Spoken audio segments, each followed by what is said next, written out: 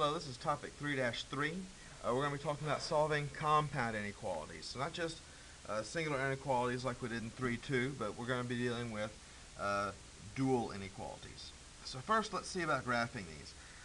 I'm always going to put 0 on my graph, and I'm going to go ahead and put 1 and 7.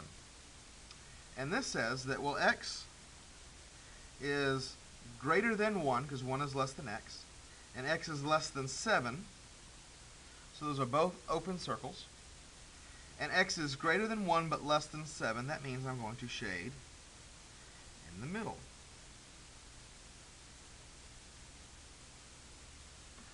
So now if I take a look at number 2, I'm going to put 0. This time 0 fits in the middle really well because I've got -4 and 2.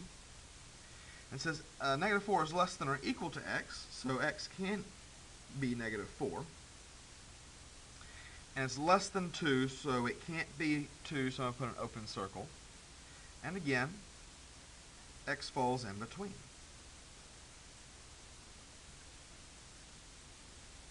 And so that's how we graph those.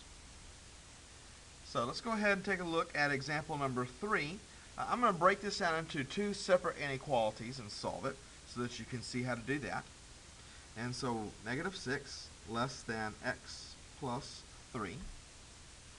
And then we're going to do x plus 3 less than or equal to 10.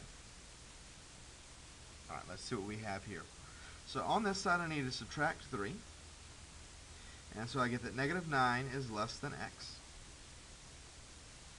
I need to do the same thing over here, subtract 3, and I get x is less than or equal to 7. So when I put that together, I get that x is between -9 and 7. So we'll graph that. Well, it can't equal -9 because there's no equals bar. It can equal 7, so I'll fill that in. And x is between these.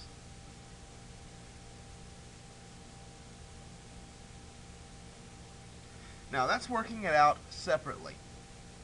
However, I can save a little bit of time if I work it out together. So that's what I'm going to show you here. Now basically we have 3 sides to our equation. We have the left, right, and middle. And what we do to one, we have to do to all. Since I want the x by itself, I'm going to start off by subtracting 1. And I do that on all sides. And so that gives me a -8 less than or equal to 2x less than or equal to 10.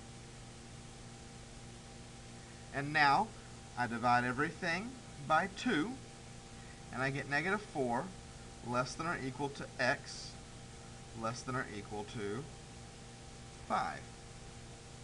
And so you'll notice I was able to save some room, save a little bit of time, just by doing everything at once rather than breaking it into 2 separate sections. I'm going to do the same thing to plot. We've got 0, -4, 5. I have an equals bar on 4, an equals bar on 5, and x is in the middle. Now, truthfully, you can solve it either way, whichever you are more comfortable with. I'm going to go ahead and continue solving the rest of these like this, as it saves room and saves a little bit of time. Let's go ahead and move on to our next example, and this is a word problem. On an interstate highway, the maximum speed is 70 miles an hour. And the minimum is 45. X represents our speed, and we want to write an inequality. Well, the smallest I can go is 45. The fastest I can go is 70. I know that x is in the middle, And now I need to wonder, are these less than or equal to signs?